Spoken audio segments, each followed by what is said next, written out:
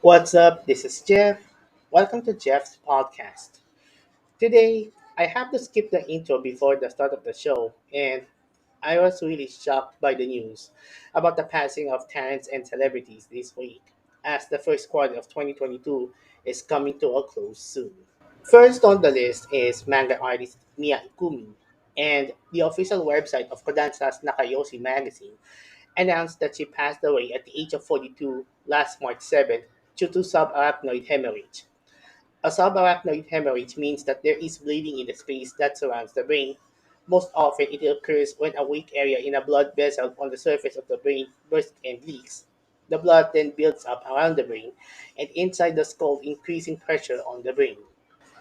Ikumi made her manga debut, beginning with her first manga is The Sleeping Princess of Berwick Forest in 1997, which served as a writer at the age of 18, and this is her first attempt on making a manga. After her first manga, she did the manga adaptation of Super Doll Lika, produced by animation studios Genko, Group TAC, and Madhouse, which is based on the longest-selling and popular doll Lika-chan, produced by Takara, which becomes Takara Tomy, published in Nakayoshi from November 1998 to October 1999, releases two book volumes. The anime was designed to serve as a means to adapt their line of dolls and create a line of action figures. However, the new figures were only a mild success and did not remain in production for long. The story centers on an ordinary elementary school girl, Rika Kayama. It details the strange circumstances surrounding her origins and also delves into the origins of her protector, doll Rika. She descends from a long line of defenders of the fantasy kingdom from which all fairy tales originate. She and her family must use three superpowered dolls, along with the help of her friends, to thwart the machinations of Professor Scarecrow and his minions. I already watched the anime on Hero TV here in the Philippines, where the anime was aired, and it's a retro classic back in the early 2000s. After the success of Lika manga, she is drawing a new manga which is Tokyo Mew Mew, and manga writer Reiko Yoshida is collaborating for the series. Ikumi spent a year designing the manga before the release. The story she originally presented to her editors, titled Tokyo Black Cat Girl, featured a heroine named Hime Asumi. An intergalactic police officer named Masha gave her the ability to transform into a cat girl and asked her to aid him in defeating alien invaders called the Bugs. After the production team decided to focus on five female superheroes, Ikumi was asked to reconstruct the lead character. She had reservations about the changes, as the character was originally designed for a more dramatic series. Kodansha hired Yoshida to be the series scenario writer and story supervisor. She and two other editors determined each volume's plot, created a scenario by adding stage directions and dialogue, and presented it to Ikumi. Ikumi added her own ideas and changes, creating the manuscript's first draft, which was taken to the publishers for final review and approval. This differs from most manga series, in which the manga writer also creates the scenarios and stories before submitting them to their editor for approval. Tokyo Mew Mew centers on five young girls infused with the DNA of endangered animals, which gives them special powers and allows them to transform into Mew Mews.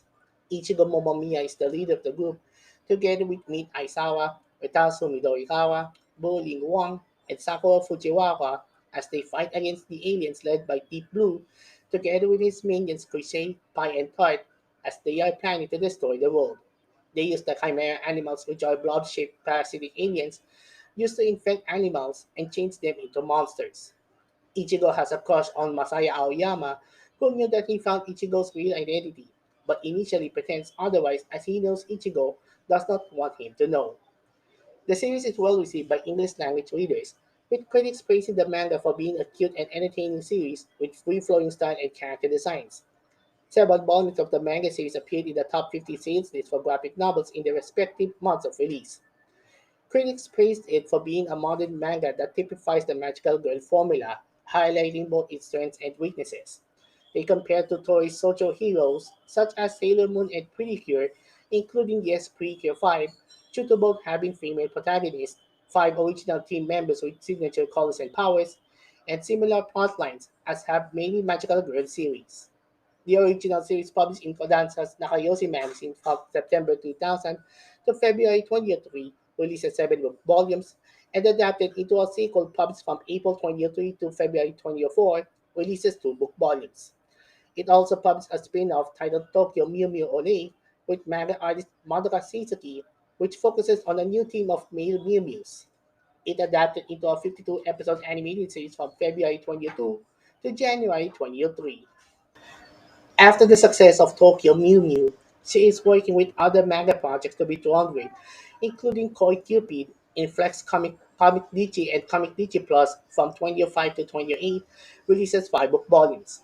But Ikumi remembers that Tokyo Mew Mew might be her manga series to be successful, and fast forward to 2020, her manga is celebrating its 20th anniversary and planning to remake the anime adaptation of the series, which adapts the entire volumes of the manga, just like Natsuki Takaya's Fruits Basket, where the anime is adapting the entire manga.